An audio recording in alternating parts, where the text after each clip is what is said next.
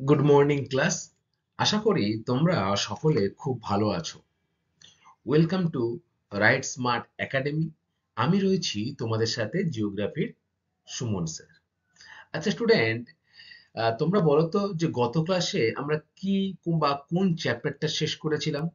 মনে আছে তোমাদের? Very good. গতকাল আমরা কিন্তু তোমাদের বইতে যে অষ্টম অধ্যায় রয়েছে কি না পশ্চিমবঙ্গ, সেই পশ্চিমবঙ্গ চ্যাপ্টারটা কিন্তু আমরা শেষ করেছি, তাই না? সেখানে কিন্তু আমরা পশ্চিমবঙ্গের বিভিন্ন জেলা সম্পর্কে বিস্তারিত জেনেছিলাম, তাই না? এবং গত ক্লাসে লাস্ট যে ক্লাসটা সেখানে আমরা পশ্চিমবঙ্গের প্রধান প্রধান শহর, পশ্চিমবঙ্গের বন্দর এবং পর্যটন কেন্দ্র, তোমাদের বইতে যে লাস্টে রয়েছে এই তিনটে বিষয় সম্পর্কে কিন্তু আমরা বিস্তারিত ক্লাস করেছি। আজকে আমরা যে বিষয়টি নিয়ে আলোচনা করব সেটা হলো তোমাদের নবম শ্রেণীর ভূগোল বইয়ের যে নবম অধ্যায় রয়েছে মানচিত্র ও স্কেল। সেখান থেকে আজকে আমরা কেবলমাত্র মানচিত্রের ধারণা এবং মানচিত্র তৈরির যে ইতিহাস, সেই মানচিত্র তৈরি যে ইতিহাস রয়েছে তার সম্পর্কে কিন্তু বিস্তারিত জানব। তার আগে আমরা গত ক্লাসে যে বিষয়গুলো নিয়ে একটু আলোচনা করেছিলাম সেগুলো তোমাদের কেমন মনে আছে একটু প্রশ্ন উত্তরের মাধ্যমে জানার চেষ্টা করব। আচ্ছা স্টুডেন্ট, বলো তো আমরা যখন পশ্চিমবঙ্গ চ্যাপ্টারটা পড়ছিলাম তখন পশ্চিমবঙ্গের কোন কোন বিষয় সম্পর্কে আমরা জেনেছি? বাহ, তুমি খুব ভালো বললে যে পশ্চিমবঙ্গের বিভিন্ন জেলা সম্পর্কে আমরা জেনেছি। আর কি জেনেছি? দেখো, পশ্চিমবঙ্গের যে প্রতিবেশী তিনটি দেশ রয়েছে সেই তিনটি দেশ সম্পর্কেও জেনেছিলাম আমরা, তাই না? আর কি জেনেছিলাম? পশ্চিমবঙ্গের জলবায়ু সম্পর্কে, পশ্চিমবঙ্গের স্বাভাবিক উদ্ভিদ সম্পর্কে, এছাড়া পশ্চিমবঙ্গের মৃত্তিকা, পশ্চিমবঙ্গের চাষবাস, বিভিন্ন শিল্প ইত্যাদি সম্পর্কে কিন্তু আমরা জেনেছিলাম। সেখানে আমরা আহ কুটির শিল্প বা ক্ষুদ্র শিল্প সম্পর্কে জেনেছি। এছাড়া চা শিল্প, পাট শিল্প ইত্যাদি সম্পর্কে কিন্তু বিস্তারিত জেনেছিলাম। এবং গত লাস্ট ক্লাসে আমরা পশ্চিমবঙ্গের যে বন্দর, শহর এবং পর্যটন কেন্দ্র সেই সম্পর্কে কিন্তু আমরা বিস্তারিত জেনেছি। আচ্ছা, পশ্চিমবঙ্গের শহর প্রথমে বলতো যে পশ্চিমবঙ্গের কয়টি মিলিয়ন শহর রয়েছে? ভেরি গুড, 2টি মিলিয়ন শহর রয়েছে। আচ্ছা, মিলিয়ন শহর কাকে বলে বলো তো? বাহ, খুব ভালো বলেছো যে 10 লক্ষের বেশি জনসংখ্যা যেখানে থাকবে তাকে কিন্তু বলা হয় মিলিয়ন শহর, তাই তো? তাহলে পশ্চিমবঙ্গে এরকম কিন্তু 2টি মিলিয়ন শহর রয়েছে। কোনটি কোনটি বলো তো? Very good. এক কলকাতা এবং দ্বিতীয় কিন্তু হলো আসানসোল। আচ্ছা, এই যে কলকাতা, কলকাতা বর্তমানে কলকাতাকে মহানগর বলা হয়। দেখো, কলকাতা শহর, চেন্নাই শহর, মুম্বাই এবং দিল্লি, এই 4টি শহরকে বর্তমানে কিন্তু বলা হয় মহানগর। পশ্চিমবঙ্গের বৃহত্তম যে শহর সেই শহর কিন্তু হলো কলকাতা, এবং পশ্চিমবঙ্গের রাজধানীও কিন্তু আমরা বলে থাকি যে কোথায় না কলকাতাতে, তাই তো? বলতো সিটি অফ প্যালেস বলা হয় কোন শহরকে? মনে আছে তোমাদের? বলো। Very good, city of palace কিন্তু বলা হয় কাকে না কলকাতা শহরকে। এই আসানসোল শহর কিসের জন্য বিখ্যাত বলতো? ভেরি গুড, কয়লা অঞ্চল রূপে কিন্তু এই আসানসোল শহর কিন্তু খুবই বিখ্যাত। ভারতের শেফিল্ড আখ্যা দেওয়া হয়েছে কোন শহরকে? ভেরি গুড, ভারতের শেফিল্ড কিন্তু বলা হয় কাকে না হাওড়া শহরকে, তাই তো? দেখো, গঙ্গা নদী যে আমাদের যে শাখা নদী গঙ্গার, হুগলি নদী, সেই হুগলি নদীর একপারে কিন্তু রয়েছে হাওড়া শহর এবং একপারে রয়েছে কলকাতা শহর। ভারতের শেফিল্ড বলা হয় কাকে না হাওড়া শহরকে। বলতো যে উত্তর পূর্ব ভারতের প্রবেশদ্বার বলা হয় কোন শহরকে? খুব ইম্পর্টেন্ট, বলো।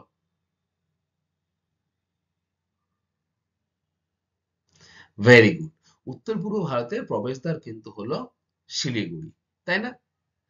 আচ্ছা, এরপরে পশ্চিমবঙ্গের মধ্যে কাকে আমের শহর বলা হয় বলো? মালদাকে কিন্তু বলা হয় আমের শহর, তাই তো? ঠিক তেমনই দুর্গাপুর রয়েছে, সেই দুর্গাপুর শহরকে কি বলা হয় না ভারতের রুড় বলা হয়। অর্থাৎ এই অঞ্চলে কিন্তু প্রচুর খনিজ পদার্থ সমৃদ্ধ রয়েছে। সেই কারণে জার্মানির যেমন রুর শিল্পাঞ্চল রয়েছে, ঠিক তার নাম অনুসারেই কিন্তু রুর শিল্পাঞ্চল গড়ে উঠেছে কোথায় না আমাদের এই দুর্গাপুর শহরে। তাই ভারতের রুর বলা হয় কাকে না দুর্গাপুরকে। আচ্ছা, এরপরে আমরা বন্দর সম্পর্কে জেনেছিলাম। জেনেছিলাম তো বন্দর। বলতো এই যে কলকাতা বন্দরের পরিপূরক বন্দর কোনটিকে বলা হয়? হলদিয়া বন্দর। Very good. আমাদের পশ্চিমবঙ্গে কিন্তু দুটি প্রধান বন্দর রয়েছে। কি কি? বাহ! খুব ভালো বলেছো যে এক কলকাতা বন্দর, দ্বিতীয় হচ্ছে কি না হুগলি বন্দর। দেখো আমাদের এই কলকাতা বন্দরের ওপরে কিন্তু আমাদের যে দুটি প্রতিবেশী দেশ রয়েছে নেপাল ও ভুটান, সেই দুটি দেশও কিন্তু কি না নির্ভর করে থাকে। বর্তমানে কলকাতা বন্দরে নানা রকম সমস্যার সৃষ্টি হয়েছে। কি কি সমস্যা? যেমন ক্রমাগত নদীগর্ভে পলি জমার ফলে নদীগর্ভ ভরাট হওয়ার ফলে বড় বড় জাহাজ ঢুকতে পারছে না, এবং এর ঠিক পরিপূরক হিসেবেই কিন্তু হলদিয়া বন্দরটাকে বেছে নেওয়া হয়েছে, তাই না? আচ্ছা, এরপরে দেখো আমরা কিন্তু পর্যটন কেন্দ্র পড়েছিলাম যে কোথায় না পশ্চিমবঙ্গের পর্যটন কেন্দ্র সম্পর্কে। বলতো শৈল শহর বলা হয় কাকে পশ্চিমবঙ্গের? Very good. দার্জিলিংকে কিন্তু বলা হয় নাকি শৈল শহর, তাই তো? আচ্ছা, আর Grand Canyon of West Bengal কাকে বলা হয়? গনগনিকে কিন্তু বলা হয় Grand Canyon of West Bengal. The royal Bengal tiger এর জন্য বিখ্যাত কোন স্থান? তোমরা সকলেই জানো। কোন স্থান বলো? সুন্দরবন। স্টুডেন্ট, এই যে বিষয়গুলো রয়েছে এগুলো সম্পর্কে কিন্তু আমরা গত ক্লাসে বিস্তারিত জেনেছিলাম, তাই তো? এছাড়া কিছু প্রশ্ন তোমাদের করব যেগুলো কিন্তু এর আগে আমরা পশ্চিমবঙ্গ সম্পর্কে পড়ে এসেছি। বলতো যে স্বাধীনতার সময় পশ্চিমবঙ্গের জেলার সংখ্যা কয়টি ছিল? মনে আছে তোমাদের? 1947 সালে যখন ভারতবর্ষ স্বাধীনতা লাভ হয় তখন পশ্চিমবঙ্গের কয়টি জেলা ছিল? Very good. 14টি কিন্তু জেলা ছিল পশ্চিমবঙ্গে। বর্তমানে পশ্চিমবঙ্গে কয়টি জেলা রয়েছে? বাহ! খুব ভালো বলেছে যে বর্তমানে কিন্তু পশ্চিমবঙ্গে 23টি জেলা রয়েছে, তাই না? এবং নবীনতম যে জেলা, সেই নবীনতম জেলার নাম কি বলতো? পশ্চিম বর্ধমান হলো আমাদের পশ্চিমবঙ্গের নবীনতম জেলা। আচ্ছা, আমাদের পশ্চিমবঙ্গের কিন্তু 3টি প্রতিবেশী দেশ রয়েছে, যার সাথে কিন্তু আমরা সীমানা ভাগ করি। সেই সীমানা স্পর্শ করে যে 3টি প্রতিবেশী দেশের নাম কি বলতো? বাহ! খুব ভালো বলেছো যে বাংলাদেশ, নেপাল আর ভুটান, তাই তো? আচ্ছা, উত্তরবঙ্গের ত্রাসের নদী কাকে বলা হয়? তিস্তা নদীকে, তাই তো? আর যদি বলে বাংলার দক্ষিণ নদী কাকে বলা হয়? Very good. বাংলার দক্ষিণ নদী কিন্তু হলো দামোদর। স্টুডেন্ট বলতো যে দার্জিলিং এ যে চা উৎপাদন হয় ভারতবর্ষের মধ্যে পশ্চিমবঙ্গের স্থান কত চা উৎপাদনে? ভেরি গুড, তৃতীয় স্থান। তাই না? প্রথমে কে রয়েছে না আসাম। এই যে টি বোর্ড, পশ্চিমবঙ্গের কোথায় টি বোর্ড অবস্থিত? পশ্চিমবঙ্গে কলকাতাতে কিন্তু রয়েছে টি বোর্ড, তাই না? পশ্চিমবঙ্গের ধানের ভান্ডার কাকে বলা হয়? বর্ধমান শহরকে। Very good. আর ভারতের রুট বলা হয় কাকে? দুর্গাপুরকে। ঠিক আছে, তাহলে তোমরা গত ক্লাসের পড়া কিন্তু মনোযোগ দিয়ে শুনেছো। আজকে আমরা একটা নতুন বিষয় সম্পর্কে কিন্তু বিস্তারিত আলোচনা করব। তোমাদের বইতে নবম অধ্যায় কি রয়েছে না মানচিত্র ও স্কেল। সেখান থেকে আমরা আজকে মানচিত্রের ধারণা ও মানচিত্রের ইতিহাস সম্পর্কে কিন্তু বিস্তারিত জানব। দেখো, মানচিত্রের ধারণা ইতিহাস তো রয়েছে, সাথে সাথে মানচিত্র কিভাবে তৈরি করা হয় এবং মানচিত্র কোন কোন বিষয় থাকতেই হবে, এছাড়া মানচিত্রের শ্রেণীবিভাগ, স্কেল, এগুলো কিন্তু অনেক কিছু বিষয় নিয়ে তোমাদের এই চ্যাপ্টারটা নাকি মানচিত্র ও স্কেল। আজকে কেবলমাত্র আমরা মানচিত্রের ধারণা ও ইতিহাস সম্পর্কে বিস্তারিত জানব। প্রথমে আমরা দেখব গ্লোব কি। দেখো, প্রথমে যে বিষয়টা সম্পর্কে আমরা জানবো সেটি হলো কিন্তু গ্লোব। তোমরা গ্লোব সম্পর্কে কিন্তু সবাই কম বেশি পরিচিত, তাই না? তোমরা স্কুলে নিশ্চয়ই গ্লোব দেখেছো, বা কারো কারো নিশ্চয়ই বাড়িতেও গ্লোব আছে। দেখবে কোনো ক্লাসে যখন তোমাদের ভূগোল স্যার ঢুকবে, তখন দেখবে স্কুলে গ্লোব, মানচিত্র এইসব উপকরণ নিয়ে কিন্তু তিনি প্রবেশ করেন, তাই তো? আর ছোটবেলা থেকে আমরা গ্লোব ও মানচিত্র সম্পর্কে কিন্তু আমাদের ধারণা তৈরি হচ্ছে। আমরা কিন্তু ক্লাস সিক্সে, ক্লাস এইটেও কিন্তু এই মানচিত্র সম্পর্কে অল্প অল্প বিস্তর জেনেছি। তাহলে বলো তো গ্লোব কি? তোমরা তো জানো তো সকলেই। Very good. গ্লোব হলো কিন্তু পৃথিবীর ছোট প্রতিরূপ। অর্থাৎ পুরো পৃথিবীটাকে কিন্তু আমরা একটা গ্লোবের মাধ্যমে দেখাতে পারি, তাই না? দেখো, গ্লোব হলো পৃথিবীর ছোট প্রতিরূপ। অন্য ভাষায় বলা যায় যে গ্লোব হলো পৃথিবীর মডেল। অর্থাৎ পুরো পৃথিবীটা কিন্তু আমরা একটা ছোট্ট গ্লোবের মাধ্যমে উপস্থাপনা করতে পারি। সেখান থেকে আমরা কি কি জানতে পারি? যে কোন দেশ কোন স্থানে অবস্থান করছে, বা এর অক্ষাংশ দ্রাঘিমাংশ কত সেটাও আমরা জানতে পারি, তাই না? আমরা মহাদেশ সম্পর্কে বা মহাসাগর সম্পর্কেও কিন্তু গ্লোব থেকে ধারণা তৈরি করতে পারি। অর্থাৎ গ্লোব থেকে কিন্তু আমরা সমগ্র যে পৃথিবী রয়েছে সেটা সম্পর্কে আমরা পড়তে ও বুঝতে পারি, তাই তো? তবে গ্লোবের সব থেকে বড় অসুবিধা হলো এর সাহায্যে কোনো দেশ, রাজ্য, জেলা ইত্যাদি বিষয়গুলো কিন্তু আমরা বিস্তৃতভাবে জানতে পারি না। সে যত বড়ই গ্লোব হোক না কেন। ধরো বিরাট বড় একটা গ্লোব তোমাকে এনে দিল, তার মধ্যে তুমি কিন্তু কোনো একটি দেশের, রাজ্যের বা সেই রাজ্যের মধ্যে যে ছোট ছোট জেলা থাকে, সেই জেলা সম্পর্কে কিন্তু তুমি বিস্তারিত যে ধারণা বা বিষয় সম্পর্কে কিন্তু তুমি জানতে পারবে না, গ্লোব সে যতই বড় হোক না কেন, তাই না? তাহলে গ্লোব অ্যাকচুয়ালি কি? দেখো, গ্লোবটা পৃথিবী সম্পর্কে কিন্তু আমরা জানতে পারছি যে কোন স্থানে কোন কোন দেশ রয়েছে, বা এর অক্ষাংশ দ্রাঘিমাংশ কত, মহাসাগর মহাদেশগুলি কি কি, এগুলো আমরা জানতে পারছি। কিন্তু কোন একটা স্থানে যদি আমি বিশদভাবে কোনো কিছু জানার চেষ্টা করি, তাহলে আমার কি প্রয়োজন বলতো? Very good. তাহলে কিন্তু প্রয়োজন এই মানচিত্র। এই মানচিত্র কাকে বলে? মানচিত্র কিভাবে প্রস্তুত করা হলো, বা প্রাচীনকাল থেকে মানচিত্র কিভাবে তৈরি হলো, কে প্রথম তৈরি করলো, এগুলো কিন্তু আমাদের জানার বিষয় আজকে। ঠিক আছে? আচ্ছা, দেখো, দ্বিতীয় রয়েছে মানচিত্র। মানচিত্রের ইংরেজি কি তোমরা সকলেই জানো, ম্যাপ, তাই তো? পৃথিবীর কোনো ছোট অঞ্চলকে গ্লোবে বিস্তৃতভাবে পড়তে পারি না। মানচিত্র এই অসুবিধা কিন্তু দূর করে দেয়, তাই না? ধরো আমাদের দেশ ভারতবর্ষ, আমি কিন্তু গ্লোবে দেখতে পাচ্ছি যে ভারতবর্ষ কোথায় রয়েছে, এবং কয়েকটি দেশে, সরি, রাজ্যের নামও কিন্তু আমরা ভারতবর্ষের ম্যাপের মধ্যে, গ্লোবের মধ্যে দেখতে পাই। কিন্তু সেই রাজ্যের মধ্যে কয়েকটি জেলা নিয়ে গঠিত।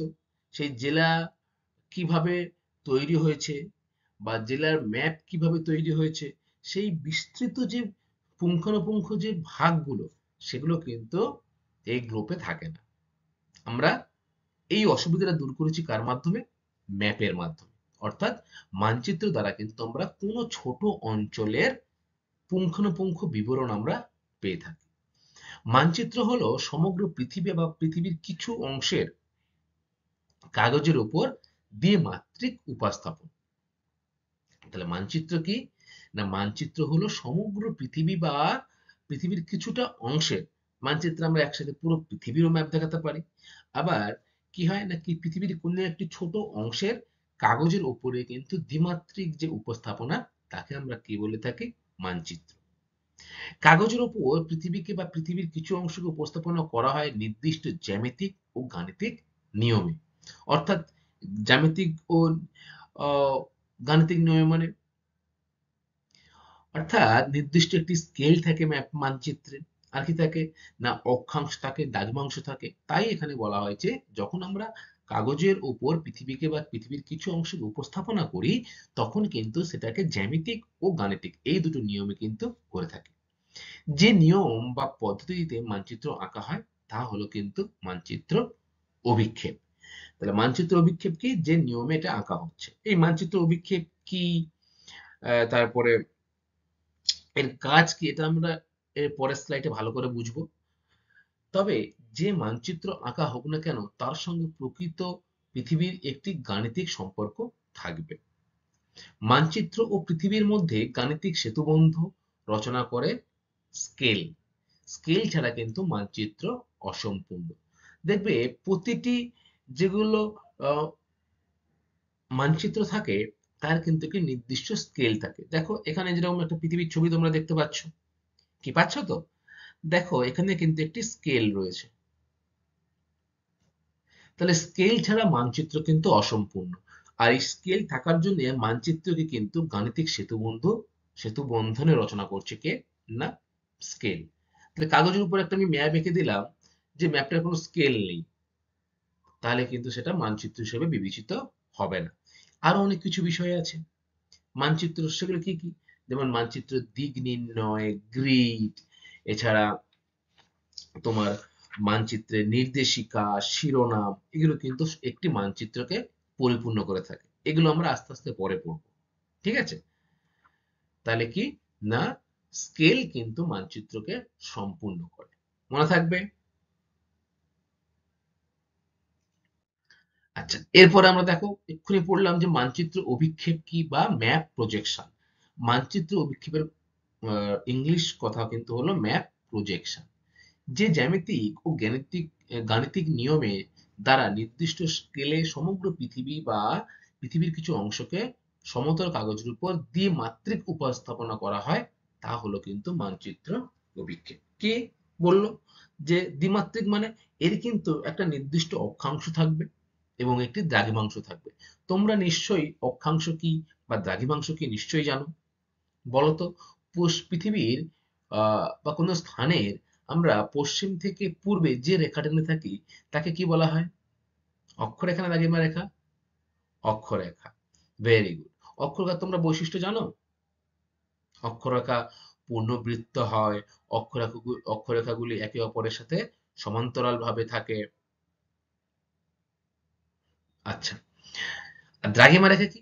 দ্রাঘিমা রেখা কিন্তু উত্তর এবং দক্ষিণে বিস্তৃত যে রেখাটি থাকে তাকে আমরা কি বলি? দ্রাঘিমা রেখা। এই দুটি রেখা, এই অক্ষ দ্রাঘিমাংশ রেখা উপস্থাপনা করা হয় কোথায়? না একটি নির্দিষ্ট জ্যামিতিক ও গাণিতিক নিয়মের দ্বারা। মনে থাকবে? এবং এই জন্যেই দ্বিমাত্রিক কথাটা কিন্তু বা টু ডাইমেনশনাল কথাটা কিন্তু উল্লেখ করা হয় না এই মানচিত্র অভিক্ষেপের ক্ষেত্রে।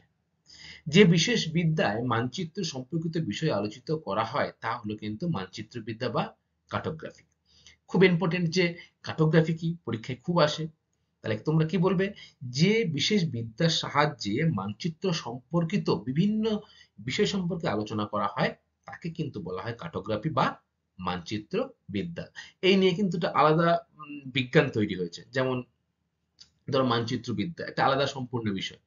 বিজ্ঞানের যে শাখায় মানচিত্র নিয়ে সম্পর্কিত আলোচনা করা হয় তাকে কি বলা হয়? মানচিত্রবিদ। যিনি এই বিষয়ে দক্ষ তিনি হলেন কি? কার্টোগ্রাফার। অর্থাৎ আহ, যিনি মানচিত্র বিদ্যা রপ্ত করেছেন বা মানচিত্র বিদ্যা সম্পর্কে যার বিশেষ জ্ঞান রয়েছে তাকে আমরা কি বলবো? কার্টোগ্রাফার। দেশ, মহাদেশ, সমগ্র পৃথিবী অথবা পৃথিবীর যে কোনো অঞ্চলের বিভিন্ন স্থানের সঠিক অবস্থান নির্ণয় করতে কিন্তু মানচিত্র অভিক্ষেপ আবশ্যিক। আমরা কোনো দেশ, কোনো স্থান বা কোনো একটা ছোট স্থানেরই যদি সঠিক অবস্থান নির্দেশ করতে চাই তাহলে কিন্তু আমাকে কি করতে হবে?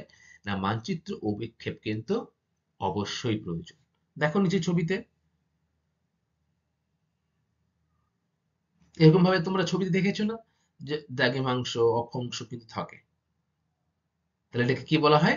মানচিত্র অভিক্ষেপ। আচ্ছা, এরপরে কি রয়েছে দেখবো। তাহলে এক কথা তোমরা মানচিত্র কি, অর্থাৎ মানচিত্র কাকে বলবে? এতক্ষণ যে বিষয়গুলো পড়লে তোমরা, যে মানচিত্র ও তারপরে মানচিত্র অভিক্ষেপ, এটা পড়ে তোমাদের মানচিত্র সম্পর্কে কি ধারণা হয়েছে? যে নির্দিষ্ট স্কেল ও অভিক্ষেপ অনুসারে সমতল কাগজের উপর সমগ্র পৃথিবী বা পৃথিবীর কিছু অংশের দ্বিমাত্রিক উপস্থাপনা, যার উপর ভৌগোলিক বিষয় উপস্থাপিত হয় তা হলো কিন্তু মানচিত্র। তাহলে পরীক্ষায় যদি আসে যে মানচিত্র কাকে বলে, তখন তোমাকে কিন্তু এটা লিখতে হবে। কি লিখবে? না, মানচিত্রের নির্দিষ্ট স্কেল থাকবে, আর কি থাকবে? অভিক্ষেপ অনুসারে সমতল কাগজের ওপর কিন্তু সমগ্র পৃথিবী বা পৃথিবীর কিছু অংশের দ্বিমাত্রিক উপস্থাপনা থাকতে হবে, যার উপর বিভিন্ন ভৌগোলিক বিষয় কিন্তু উপস্থাপনা করা হতে পারে। দেখো এই যে এই ছবিটা দেখো তোমরা, নির্দিষ্ট একটি স্কেল রয়েছে এবং দ্বিমাত্রিক যে বা টু ডাইমেনশনাল যে অংশ দুটি, দ্রাঘিমাংশ এবং অক্ষাংশও কিন্তু রয়েছে, এবং তার উপরে কিন্তু কাগজের উপরে কিন্তু এটা পৃথিবীর, আমাদের এটা ভারতবর্ষের একটা চিত্র, মানচিত্র। তাহলে ভারতবর্ষের মানচিত্র কিন্তু এখানে উপস্থাপিত হয়েছে কাগজের উপরে। একেই আমরা কি বলছি? না, মানচিত্র। যখন অসংখ্য বিভিন্ন মানচিত্র একসঙ্গে সংকলিত হয়, তখন তাকে আমরা কি বলি বলতো? অ্যাটলাস। তোমাদের নিশ্চয়ই বাড়িতে বই রয়েছে অ্যাটলাসের, যেখানে অনেকগুলো ম্যাপ কিন্তু একসাথে থাকে, যেখান থেকে তোমরা ম্যাপ পয়েন্টিং করে থাকো। মনে আছে? Very good. তাহলে ম্যাপ পয়েন্টিং কি করে? যে কোনো একটা স্থান, ভারতের কোনো একটা স্থান কোন জায়গায় অবস্থিত, তোমরা অ্যাটলাস বই থেকে খুঁজে খুঁজে বার করো না, যে পৃথিবীর কোন স্থানে কোন দেশ রয়েছে, বা ভারতবর্ষের কোন স্থানে কোন জিনিসটা গুরুত্বপূর্ণ। একদমই তাই, ওটাকেই বলা হয় কিন্তু অ্যাটলাস। তবে মনে রাখবে, স্কেচ ও প্ল্যান কিন্তু মানচিত্র নয়। স্কেচ কি? আমরা ছবি আঁকলাম, সেটাকে কি বলা হয়? স্কেচ। কোনো একটা জায়গার প্ল্যানিং করলাম, সেটাকে কি বলা হয়? প্ল্যান। এই দুটো কিন্তু আবার মানচিত্র নয়, এটাও কিন্তু মনে রাখবে। দেখো ওই বিষয় দুটি আমরা জানবো এবার, যে স্কেচ কি এবং প্ল্যান কি। এই দুটো কি আমরা মানচিত্রের মধ্যে ফেলতে পারি? কখনোই পারি না। কেননা যখন তুমি কাগজে কোনো কিছু আঁকবে, তা হলো কিন্তু স্কেচ। স্কেচ কোনো নির্দিষ্ট স্কেলে আঁকা হয় না। স্কেচ কি কোনো নির্দিষ্ট, তুমি ধরো ড্রয়িং খাতায় একটা স্কেচ আঁকছো, কোনো কিছু একটা তুমি কোথাও ঘুরতে গেলে সেখানে গিয়ে তুমি পাহাড় পর্বত দেখে দেখে কিন্তু তার প্রতিরূপ একটা আঁকছো, পৃথিবীর একটা প্রতিরূপ আঁকছো, দেখে দেখে ছবি আঁকছো।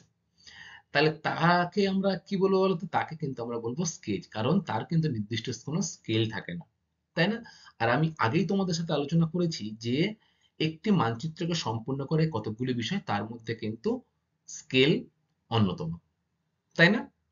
এছাড়া কি কি বিষয় রয়েছে? নির্দেশিকা, হেডলাইন বা যেটাকে বলা হয় শিরোনাম, এছাড়া আহ, তোমার কি থাকে? যক্ষাংশ, দ্রাঘিমাংশ, স্কেল, এগুলো সবই কিন্তু একটা মানচিত্রে থাকে। তাহলে স্কেচ কিন্তু আলাদা বিষয়। যেমন ধরো তুমি কোথাও বেড়াতে গিয়ে তোমার খাতায় সেখানকার চারিপাশের পরিবেশ আঁকলে, ওই চিত্র দেখে অঞ্চলটি সম্পর্কে ধারণা তৈরি হলেও, অর্থাৎ তুমি যে ছবিটা আঁকলে সেই ছবি দেখে কিন্তু আমার অঞ্চলের ধারণা তৈরি হচ্ছে, যে এখানে পাহাড় রয়েছে, এখানে পর্বত রয়েছে, বা এখানে জলাশয় রয়েছে, সেটা কিন্তু আমরা বুঝতে পারছি। কিন্তু বাড়িঘর প্রভৃতির আহ, বা প্রকৃতির যে উচ্চতা, কোন স্থানের দূরত্ব, কোন স্থানের অবস্থান, এই সম্পর্কে কিন্তু আমরা বিস্তারিত জানতে পারছি না। অতএব স্কেচ কিন্তু মানচিত্র নয়। খুব ভালো করে মনে রাখবে, স্কেচ কিন্তু মানচিত্র নয়। ঠিক আছে? দ্বিতীয়ত রয়েছে দেখো প্ল্যান। যখন কোনো ছোট অঞ্চলকে বৃহৎ স্কেলে বিস্তৃতভাবে বোঝানো হয়, তা হলো কিন্তু প্ল্যান। যখন আমি ছোট অঞ্চল দেখাবো, তখন কিন্তু আমার বৃহৎ স্কেল লাগবে। ঠিক আছে? সেই ছোট অঞ্চলকে যখন আমি বড় স্কেলে বা বোঝানোর চেষ্টা করব, তখন আমার কি লাগবে? প্ল্যান। প্ল্যানে বিষয়কে নির্দিষ্ট স্কেলে দেখানো হয়, প্ল্যানে একটি নির্দিষ্ট বিষয় উপস্থাপিত হয়। অর্থাৎ কোনো একটা স্থানের বা কোনো একটি খুব ছোট জায়গার তিন চারটে মৌজাকে সম্পর্কে জানানো হলো, সেখানে বাড়ির প্ল্যান হতে পারে, শহরের প্ল্যান হতে পারে, এগুলোকে কি বলা হয়? প্ল্যান। এটাও কিন্তু মানচিত্রের মধ্যে পড়ছে না, মনে থাকবে। তাহলে স্কেচ এবং প্ল্যান এই দুটি কিন্তু মানচিত্রের মধ্যে পড়ছে না। স্টুডেন্ট, এবারে আমরা দেখব যে মানচিত্রের ইতিহাস সম্পর্কে। দেখো, প্রায় ৩,০০০ বছর আগে মিশরের রাজস্ব আদায়ের জন্য প্রথম মানচিত্র কিন্তু তৈরি হয়। ভাবছো কত বছর আগে? প্রায় ৩,০০০ বছর আগে কিন্তু মিশরের রাজস্ব আদায়ের জন্য প্রথম মানচিত্রটি তৈরি হয়েছিল। বর্তমানে সংজ্ঞার বিচারে সেগুলিকে মানচিত্র না বলে স্কেচ বলাই কিন্তু যুক্তিযুক্ত। কেন? কি কারণে সেগুলোকে আমরা মানচিত্র বলবো না, স্কেচ বলবো? বলো তো কেন? Very good. তখনকার দিনে কিন্তু যে মানচিত্র তৈরি হয়েছিল সেগুলো নির্দিষ্ট কোনো স্কেল ছিল না, নির্দেশিকা ছিল না, শিরোনাম ছিল না। ফলে সেগুলোকে কিন্তু আমরা যে মানচিত্রের সংখ্যাটা পড়লাম সেক্ষেত্রে ধরতে গেলে কিন্তু সেগুলোকে কি বলা হবে না, স্কেচ বলাই কিন্তু যুক্তিযুক্ত। আধুনিক মানচিত্রবিদ্যার পথিকৃৎ হলেন কারা কারা? না, অ্যারিস্টটল, এরাটোস্থেনিস এবং টলেমি প্রভৃতি গ্রিকের দার্শনিকগণ। তোমরা ডান দিকে যে ছবিটা দেখছো সেটি হলো বিখ্যাত দার্শনিক টলেমির কিন্তু ছবি। তিনি কিন্তু একটা গ্লোব নিয়ে হাতে কিন্তু বসে আছেন, তাই তো? তাই আধুনিক যে মানচিত্র জনক কাকে বলা হয়? তিনজনকে, অ্যারিস্টটল, এরাটোস্থেনিস এবং টলেমি প্রভৃতি গ্রিক দার্শনিকদের। গ্রিক দার্শনিকগণই প্রথম অক্ষরেখা এবং দ্রাঘিমারেখার সাহায্যে ভৌগোলিক জালক নির্ণয়ের মাধ্যমে পৃথিবীর উপর কোনো স্থানের বিজ্ঞানসম্মত অবস্থান নির্ণয় পদ্ধতি কিন্তু প্রণয়ন করেছিলেন। খুব ইন্টারেস্টিং না? দেখো, আজ থেকে কত বছর আগে এই গ্রিক দার্শনিক যারা ছিলেন তারা কিন্তু প্রথম কোনো স্থানের অবস্থান নির্ণয়ের ক্ষেত্রে অক্ষাংশ এবং দ্রাঘিমাংশ যে ভৌগোলিক জালক দুটি রয়েছে সেই দুটি কিন্তু ব্যবহার করেছিলেন এবং বিজ্ঞানসম্মত যে অবস্থান নির্ণয় সেই পদ্ধতি কিন্তু চালু করেছিলেন কে? না, এই অ্যারিস্টটল, এরাটোস্থেনিস, টলেমি, তাই না? আচ্ছা, এরপরে দেখো রয়েছে টলেমির জিওগ্রাফিয়া গ্রন্থে পৃথিবী ছাড়া আরো 26টি ম্যাপ পাওয়া যায়। তাহলে টলেমির যে জিওগ্রাফিয়া গ্রন্থ রয়েছে, খুব ভালো করে মনে রাখবে যে জিওগ্রাফিয়া গ্রন্থটি কার লেখা। সেখানে অপশন আসতে পারে তোমাদের এরাটোস্থেনিস, টলেমি বা আরো অনেক যে দার্শনিকগুলির নাম রয়েছে তাদের আসতে পারে। তোমরা কিন্তু টলেমি নামটা মনে রাখবে, কারণ এটি কিন্তু খুব ইম্পর্ট্যান্ট, যে কিনা জিওগ্রাফিয়া গ্রন্থটি লিখেছিলেন। সেখানে আমরা আরো 26টি ম্যাপের কথা কিন্তু জানতে পারি। টলেমি প্রথম পৃথিবীর মানচিত্র তৈরি করেন। তাহলে যদি পরীক্ষায় প্রশ্ন আসে পৃথিবীর প্রথম মানচিত্র তৈরি করেন কে? না, টলেমি। টলেমির অঙ্কন করা পৃথিবীর ম্যাপ সঠিক না থাকলেও তার প্রয়াস ছিল কিন্তু অভূতপূর্ণ। তিনি পৃথিবীর ম্যাপ সঠিকভাবে আঁকতে পারেননি, না পারলেও তার যে প্রয়াস সেটা কিন্তু ছিল অভূতপূর্ণ। কারণ দেখো, এখনকার দিনে খুব সহজেই কিন্তু আমরা পৃথিবীর ছবি পেয়ে থাকি। কিভাবে পেয়ে থাকি বলতো? Very good. মহাকাশ থেকে কৃত্রিম উপগ্রহের মাধ্যমে কিন্তু আমরা পৃথিবীর ছবি খুব সহজেই পেয়ে থাকি, তাই না? তাহলে তখনকার দিনে যখন খ্রিস্টাব্দ 100 থেকে 170, তখনকার দিনে কিন্তু এরকম ভাবে কোনো মহাকাশ যান বা মহাকাশ থেকে ছবি তোলার কোনো পদ্ধতিই কিন্তু আবিষ্কার হয়নি। তিনি সম্পূর্ণ নিজের অভিজ্ঞতার উপর ভিত্তি করে কিন্তু যে ম্যাপটা এঁকেছিলেন সেটি কিন্তু সঠিক না হলেও সেটি কিন্তু ছিল অভূতপূর্ণ। দেখো ডান দিকে যে ছবিটা তোমরা দেখছো এটি কিন্তু টলেমির আঁকা প্রথম ম্যাপ। এই যে ছবিটি এটি কিন্তু টলেমির আঁকা প্রথম চিত্র। টলেমির আগে গ্রিক দার্শনিক আলেকজান্ডার ভূমধ্যসাগরকে ঘিরে পৃথিবীর মানচিত্র প্রস্তুত করলেও কার্টোগ্রাফির সংজ্ঞার বিচারে তা কিন্তু মানচিত্র না বলে স্কেচ বলাই যুক্তিযুক্ত। কারণ নির্দিষ্ট স্কেল ছিল না, অক্ষাংশ ছিল না, দ্রাঘিমাংশ ছিল না। অপরদিকে যখন টলেমি ছবিটা প্রথম আঁকেন বা প্রথম মানচিত্র তৈরি করেন টলেমি, তখন কিন্তু তিনি তার অক্ষাংশ, দ্রাঘিমাংশ এবং স্কেল কিন্তু তিনি ব্যবহার করেছিলেন। অপরদিকে এই টলেমির আগে কিন্তু অ্যানাক্সিমেন্ডার নামক একজন ছিলেন গ্রিক দার্শনিক। তিনি যে ছবি এঁকেছিলেন ভূমধ্যসাগরকে কেন্দ্র করে পৃথিবীর মানচিত্র প্রস্তুত করেছিলেন, তাকে কিন্তু আমরা এই যে কার্টোগ্রাফি অর্থাৎ মানচিত্র বিদ্যার যে হিসাব অনুযায়ী বা সংজ্ঞা অনুযায়ী কিন্তু তাকে আমরা ম্যাপ বলতে পারবো না, কি বলবো? স্কেচ বলাই কিন্তু যুক্তিযুক্ত। ঠিক আছে? আচ্ছা, এরপরে দেখো রয়েছে অ্যাটলাস। দেখো তোমাদের কিন্তু সব প্রত্যেকেরই এরকম একটা বই তোমাদের রয়েছে, স্কুল অ্যাটলাস, আছে না? যেখানে পৃথিবীর বিভিন্ন স্থানের ছবি রয়েছে, তার নাম রয়েছে, অক্ষাংশ দ্রাঘিমাংশগত অবস্থান কি সেটা রয়েছে। দেখো, মানচিত্র সংকলিত পুস্তককে কি বলা হয়? অ্যাটলাস। গ্রিক ভূগোলবিদ গেরাদাস মার্কেটার তিনি মর্কেটিনিয়াস তৎকালীন সম্রাট কিন্তু অ্যাটলাসের নাম অনুসারে অ্যাটলাস শব্দটি ব্যবহার করা হয়েছে।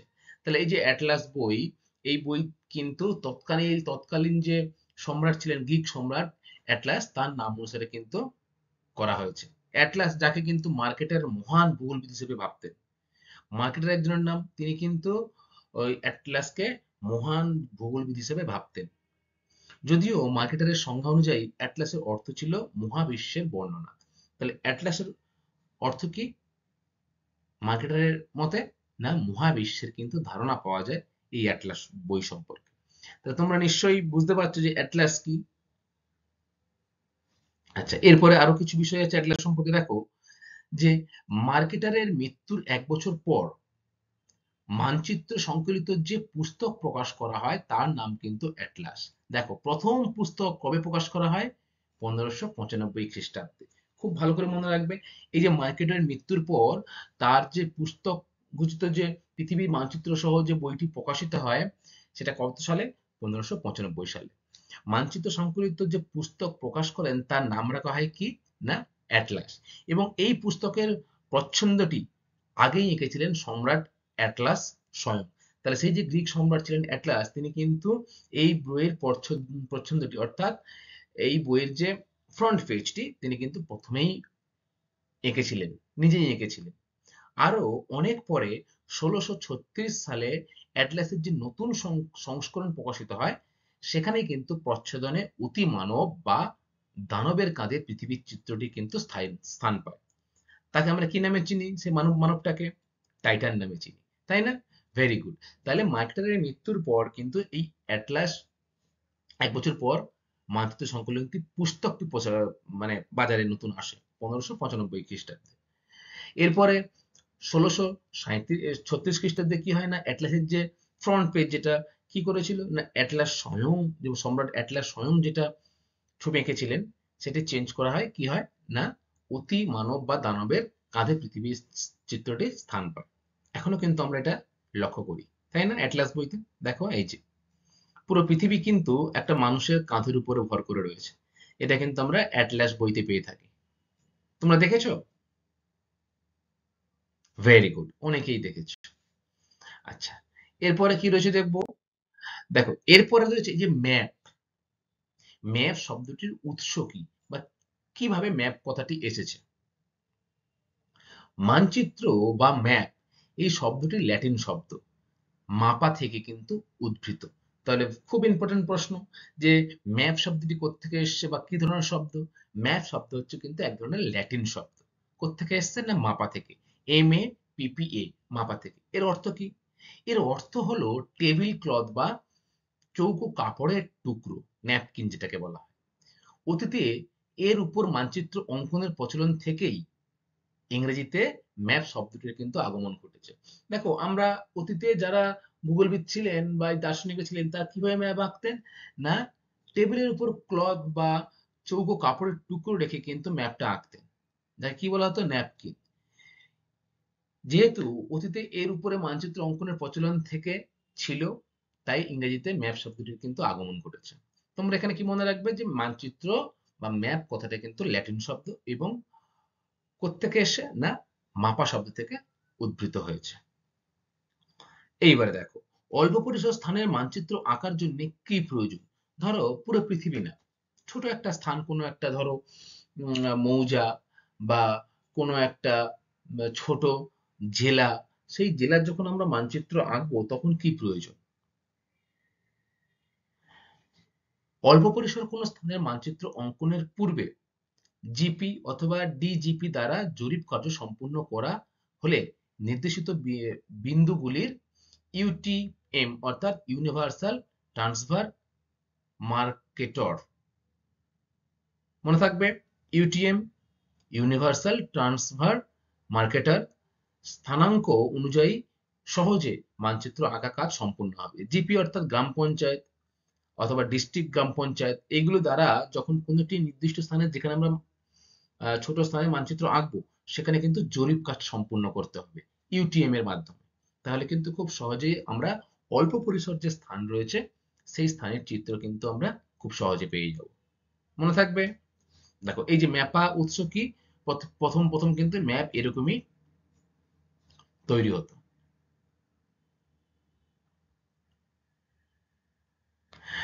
আচ্ছা স্টুডেন্ট, আজকের ক্লাসটা এই পর্যন্তই। আশা করি তোমরা এই যে ম্যাপের ধারণা সম্পর্কে বা ম্যাপের ইতিহাস সম্পর্কে বিস্তারিত বুঝতে পেরেছো।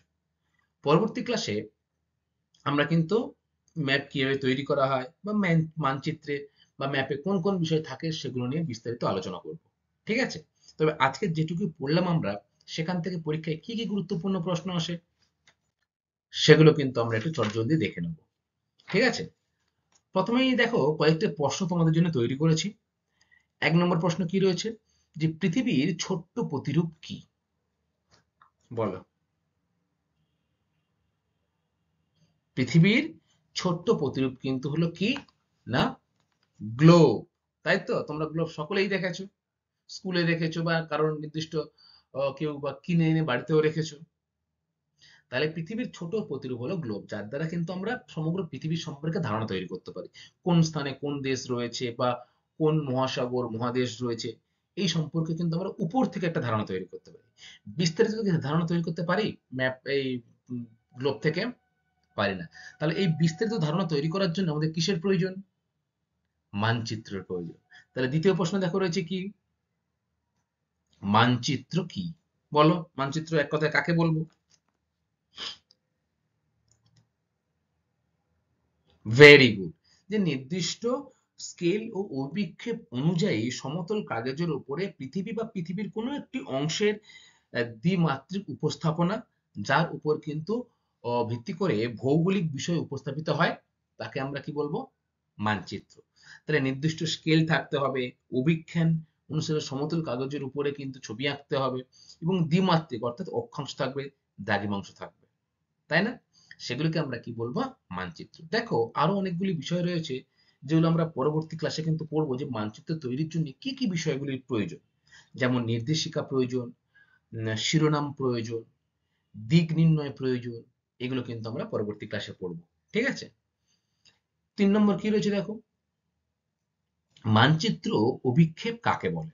বলো, মানচিত্র অভিক্ষেপ কাকে বলে?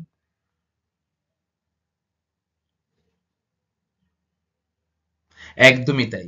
যে জ্যামিতিক ও গাণিতিক নিয়মের দ্বারা নির্দিষ্ট স্কেলে সমগ্র পৃথিবী বা পৃথিবীর কিছু অংশকে সমতলে কাগজের উপরে দেখানো হয়, তাকে কি বলা হয়?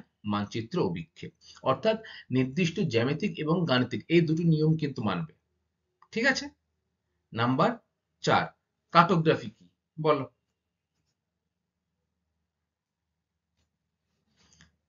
খুব ভালো বলেছো, যে বিজ্ঞানের যে শাখায় মানচিত্র সম্পর্কে আলোচিত হবে এবং মানচিত্র বিষয় সম্পর্কে আলোচনা হবে, তাকে আমরা কি বলবো? কার্টোগ্রাফি বা মানচিত্র বিদ্যা। মনে থাকবে? তাহলে মানচিত্র বিদ্যার অপর নাম কি? কার্টোগ্রাফি। যারা এই মানচিত্র বিশরদ, মানচিত্রে সম্পর্কে দক্ষ, তাদের কি বলা হবে? ভেরি গুড, তাদের কিন্তু বলা হবে কার্টোগ্রাফার। আচ্ছা, ৫ নম্বর কি রয়েছে, অ্যাটলাস কি? বলো, খুব সহজ বিষয়, অ্যাটলাস কি? একদমই তাই, যে মানচিত্র সংকলিত পুস্তক কিন্তু হলো অ্যাটলাস, তাই না? কার নাম অনুসারে করা হয়েছে? গ্রিক সম্রাট অ্যাটলাসের নাম অনুসারে। আচ্ছা, এই অ্যাটলাস বইটি প্রথম প্রকাশ করেন কে? মার্কেটর। Very good. এরপরে দেখো রয়েছে ৬ নম্বর, যে ম্যাপ শব্দটির উৎস কি বা ম্যাপ শব্দটির উৎপত্তি কোত্থেকে এসছে? বলো। আগে বলো তো, ম্যাপ শব্দটি কি শব্দ? ল্যাটিন শব্দ ম্যাপা থেকে এসেছে, তাই না? অর্থাৎ MAAPPA, ল্যাটিন শব্দ ম্যাপা থেকে কিন্তু ম্যাপ শব্দটির উৎপত্তি হয়েছে। ৭ দাগ, জিওগ্রাফিয়া গ্রন্থটির লেখককে? বলো, খুব সহজ। জিওগ্রাফিয়া লেখকটি, সরি, গ্রন্থটির লেখককে? ভেরি গুড, গ্রিক দার্শনিক টলেমি কিন্তু হলো জিওগ্রাফিয়া গ্রন্থটির লেখক। দেখো, এই টলেমি কিন্তু পৃথিবীর প্রথম মানচিত্রটি অঙ্কন করেছিলেন। মনে থাকবে? আচ্ছা, ধরো স্টুডেন্ট তোমাদের বললো যে গ্লোব এবং মানচিত্রের পার্থক্য করো, তোমরা কি লিখবে?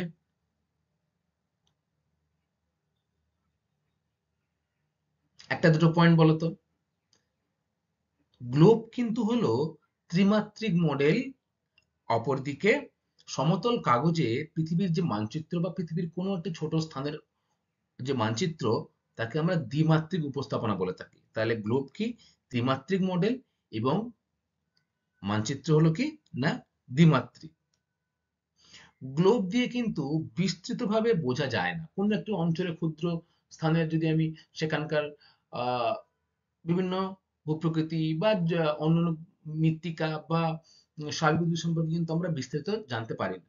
অপরদিকে মানচিত্র থেকে কিন্তু আমরা সেই স্থান সম্পর্কে বিস্তারিত জানতে পারি। এগুলোই পার্থক্য, তাই না?